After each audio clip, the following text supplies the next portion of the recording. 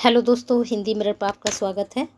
दोस्तों, आज के वीडियो में हम जो श्रीदेव सुमन उत्तराखंड यूनिवर्सिटी के सेकेंड ईयर के जो स्टूडेंट हैं उनके लिए बहुत ही महत्वपूर्ण क्वेश्चन बैंक लेकर आए हैं। और ये क्वेश्चन बैंक जो हमने उनका बनाया है उनके जो सिलेबस है उससे रिलेटेड है। और ये क्वेश्चन बैंक हिंदी का हम लेकर आए हैं। चलिए देखते हैं किस तरह से हमने आपका क्वेश्चन बैंक तैयार किया है आपके एग्ज़ाम प्रिपरेशन के लिए। हमने जो आपका फर्स्ट पेपर है उससे संबंधित आपका क्वेश्चन बैंक तैयार किया है। और आपके पेपर का नाम, जैसे कि आपको मालूम ही है, आपका जो फर्स्ट पेपर है उसका नाम है गद्य एवं नाट्य साहित्य। और ये बी सेकेंड ईयर का फर्स्ट पेपर है। चलिए देखते हैं इसमें किस तरह से आपके क्वेश्चंस बन सकते हैं। पहला क्वेश्चन जो हर यूनिट के हमने क्वेश्चंस आपके तैयार किए हैं। पहले हमने यूनिट 1 ली है, उसके बाद यूनिट 2, यूनिट 3, यूनिट 4।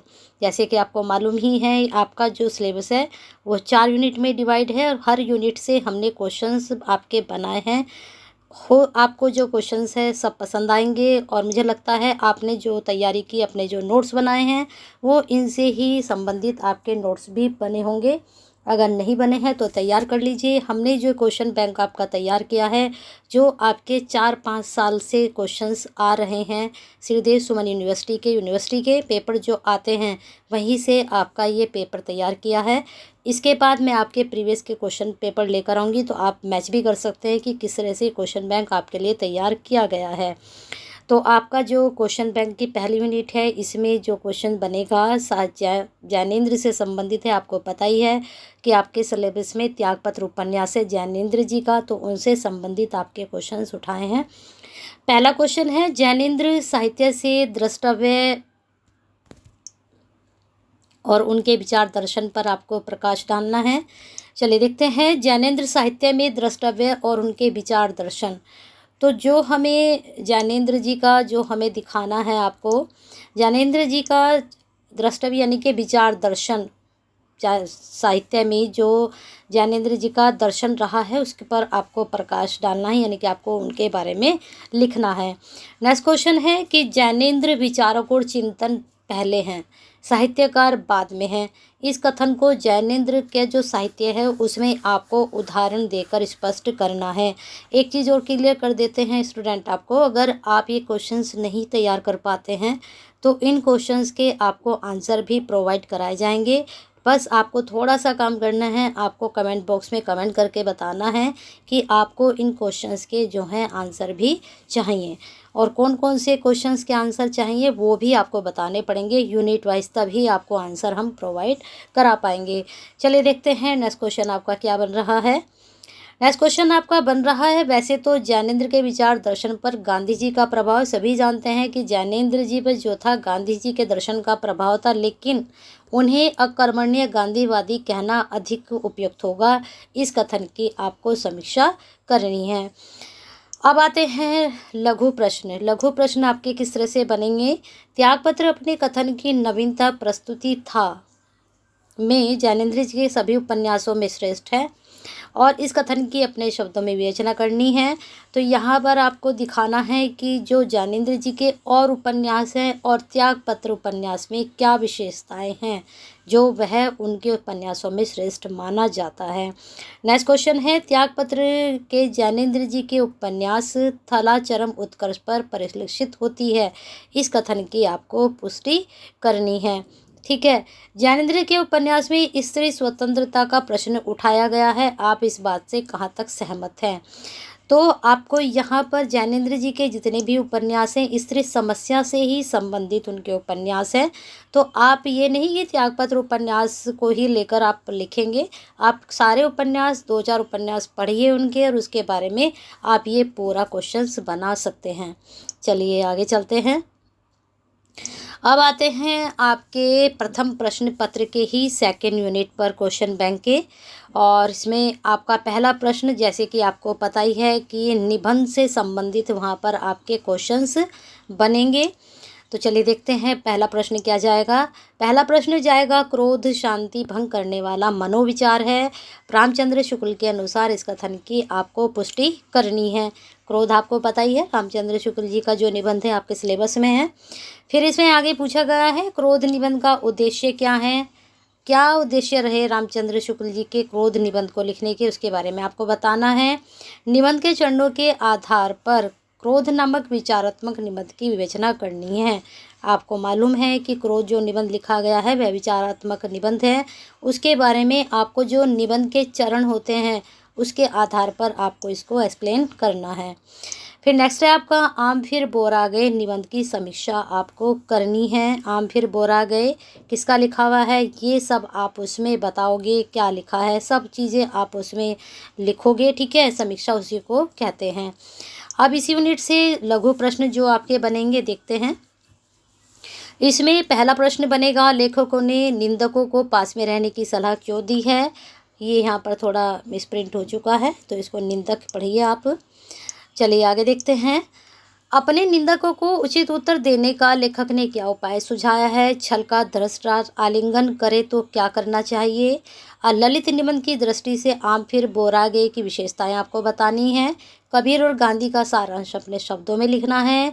साहित्य जन समूह के हृदय का विकास या निबंध का उद्देश्य क्या रहा है लिखने का।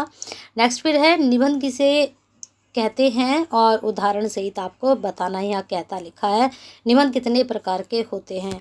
एक चीज़ आपको क्लियर कर देता है, ये प्रश्न आपका लॉन्ग में भी बन सकता है, ठीक है, और ये अलग अलग आपसे शॉर्ट में भी पूछा जा सकता है। अब आगे चलते हैं।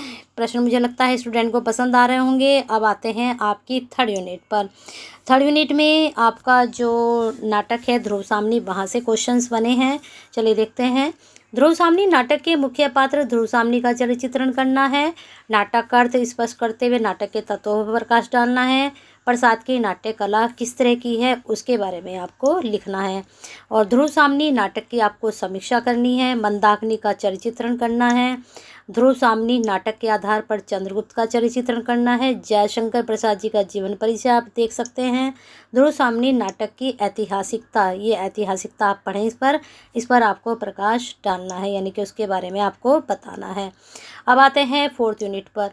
फोर्थ यूनिट में सभी को पता है आपके एकांकी हैं, 4 एकांकी नाम से आपकी फोर्थ यूनिट है, वहाँ से क्वेश्चन आपके बन रहे हैं। चलिए देखते हैं पहला प्रश्न। दीपदान एकांकी का सारांश अपने शब्दों में लिखना है। दीपदान एकांकी की प्रधान पात्र पन्नाधाय आपको मालूम ही है, उसका चरित्र चित्रण करना है। दीपदान एकांकी का शीर्षक की सार्थक आपको बतानी है। आपको पता ही है क्या सार्थकता है इसकी। उस दिन दीपदान उत्सव मनाया जा रहा था चित्तौड़ में, तो यही सार्थकता है कि वहाँ पर उसी दिन ये सारा जितना भी खेल रचा गया था वो उसी दिन हुआ था, तो उसकी आपको सार्थकता बतानी है। रामकुमार वर्मा का जीवन परिचय याद कर लीजिए। बनवीर का चरित्र चित्रण, एकांकी और नाटक में क्या अंतर होता है ये आपको स्पष्ट करना है। फिर नेक्स्ट है हिंदी एकांकी के इतिहास को आप विस्तार से समझा सकते हैं। ये प्रश्न आपका लेंदी में भी बन सकता है। नेक्स्ट क्वेश्चन है श्री लक्ष्मी नारायण लाल के एकांकी बसंत ऋतु का नाटक एकांकी के केंद्रवर्ती विचारों को व्यक्त करना है। क्या है इसमें केंद्र में बसंत ऋतु के नाटक जो एकांकी है इनका लिखा हुआ। तो प्रश्न इस तरह से हमने आपके ये तैयार किए हैं। कुछ आपके प्रश्नों का पैटर्न हमने इस तरह से बनाया है जो आपके प्रीवियस क्वेश्चंस पेपर थे। अब प्रीवियस क्वेश्चन पेपर भी हम जल्दी ही आपके लेकर आने हैं। 2017 से जो 2000 आपको मालूम ही है 20 और 21 में तो जो आए थे आपके डिस्क्रिप्टिव क्वेश्चंस नहीं थे, ऑब्जेक्टिव टाइप क्वेश्चन थे, लेकिन अब आपके जो आएंगे क्वेश्चंस डिस्क्रिप्टिव आएंगे इस बार SDSU के। तो तैयार रहिए, अच्छे से तैयारी कीजिए। तो हम आपके लिए 17 से लेकर 19 यानी कि उसमें आपके 14 के भी हो सकते हैं, 15 के भी, 16, 17, 18 कहीं के भी हम आपके लिए 2 या 3 पेपर अपलोड करेंगे, जिससे आपको थोड़ा आइडिया और हो जाएगा कि आपके क्वेश्चंस किस तरह से एग्ज़ाम में बनते हैं। तो बने रहिए हिंदी मिरर के साथ। वीडियो पसंद आई है और क्वेश्चन बैंक आपको अच्छा लगा है तो और भी क्वेश्चंस आपको दिए जा सकते हैं अगर आप कमेंट करेंगे, ठीक है। अभी हम आपके लिए पेपर फर्स्ट लेकर आए, इसके बाद आपके पेपर सेकंड लेकर आऊँगी जो कि आपका आधुनिक हिंदी कविता है। मालूम है ना आपको पेपर का नाम क्या है। और ये फर्स्ट पेपर था आपका, फर्स्ट पेपर से आपके क्वेश्चंस बने हैं। ऐसे ही आपका जो सेकंड पेपर है आधुनिक हिंदी कविता, वहाँ से क्वेश्चन बैंक आपका लेकर आऊँगी। तो बने रहिए हिंदी मिरर के साथ। वीडियो पसंद आई तो एक लाइक तो बनता है, कर दीजिए और शेयर कीजिए ज़्यादा से ज़्यादा उन स्टूडेंट के लिए जो श्रीदेव सुमन से रिलेटेड हैं, जिससे उन तक ये वीडियो पहुँचे और वो भी अपना क्वेश्चन बैंक तैयार कर सकें। आंसर के लिए मैंने आपको बोल ही दिया है कि अगर आप आंसर नहीं तैयार कर पाते हैं तो ज़रूर बताएं। सारे तो नहीं कराएंगे आपको हम आंसर, लेकिन हाँ, इनमें से कुछ क्वेश्चंस ऐसे हैं, हो सकता है आपको उनके आंसर ना मिलें, तो आप हमें ज़रूर बताएं कमेंट बॉक्स में, तो ज़रूर आपको आंसर भी प्रोवाइड कराए जाएंगे। तो बने रहिए हिंदी मिरर के साथ, शेयर कीजिए, लाइक कीजिए, और सब्सक्राइब नहीं किया है तो कर लीजिए। हिंदी मिरर के साथ जुड़ जाइए, क्योंकि आप हमसे जुड़ेंगे तभी आप श्रीदेव सुमन, HNB गढ़वाल यूनिवर्सिटी और UOU उत्तराखंड ओपन यूनिवर्सिटी से संबंधित सभी जानकारी, जितनी भी नोटिफिकेशन आते हैं सभी के मिल पाएंगे। और हम कंपटीशन की भी तैयारी कराते हैं, अगर आपको करनी है तो बताएं ज़रूर, और शेयर कीजिए, केयर कीजिए। हिंदी मिरर के साथ अपना प्यार और साथ ऐसे ही बनाकर रखिए।